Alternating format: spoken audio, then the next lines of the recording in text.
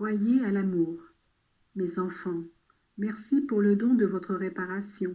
Je suis Jésus miséricordieux, et mon amour n'a vraiment pas de limite, ni de temps, ni d'espace, ni de personne. Il n'y a pas de pécheur, si souillé soit-il, par une vie de faute, qui ne puisse obtenir miséricorde. Mais combien me consolent les bons, qui, substituant à ceux qui pêchent impunément, me supplient afin que j'aie pitié de tout le monde. Mes enfants, n'appelez jamais la justice de Dieu sur les hommes, mais toujours son pardon et sa bonté.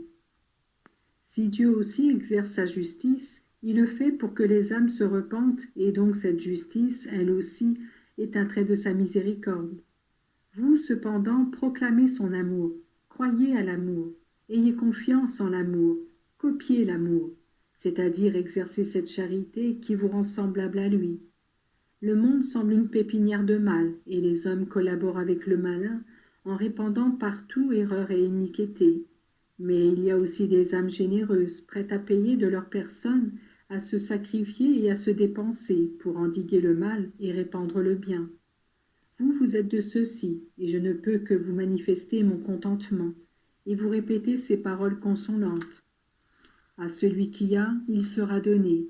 Oui, j'augmenterai votre foi et votre ferveur, jusqu'à les faire devenir un véritable zèle pour le salut des âmes. Je vous rendrai détachés de vous-même et du monde, de sorte que vous n'ayez pas à souffrir de ces détachements qui souvent engendrent des blessures inguérissables, source de désespoir. Soyez dociles, humbles et constants dans le bien. Deux choses éloignent les hommes de moi, l'orgueil de l'esprit et l'impureté du cœur. Gardez-vous des deux, car de nombreuses âmes ont été entraînées à la ruine.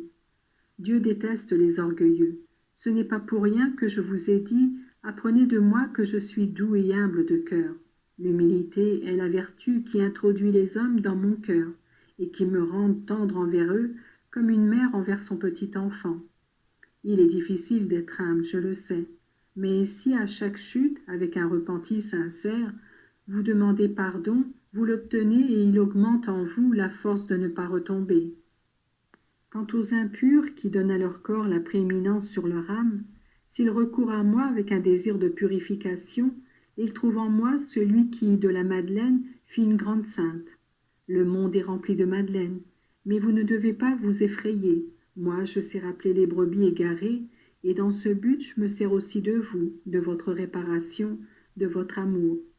Ainsi, tandis que d'un côté, le Père voudrait détourner son regard pour ne pas voir la méchanceté d'une si grande partie de l'humanité, de l'autre côté, il voit des âmes zélées et bonnes qui émeuvent son cœur et le contraignent à avoir pitié. Beaucoup pensent convertir le monde en répandant la crainte des châtiments. Mais dites-moi, les enfants affectionnés et bons craignent-ils les menaces de leur père? Non, vraiment, car ils agiront plutôt de manière à grandir dans l'amour, afin que le père oublie ce que les mauvais peuvent accomplir. Voici qu'encore et toujours je bénis ces rencontres de prière, et que je vous invite à être forts comme roc, fidèles à la vérité de la foi, cohérents dans votre action, en un mot, à être saints. Si le monde est bouleversé par Satan, et si les esprits des hommes remplis d'orgueil croient dicter leur loi à Dieu, vous bouleversez le monde par une sainteté fondée sur l'humble fidélité aux vérités divines.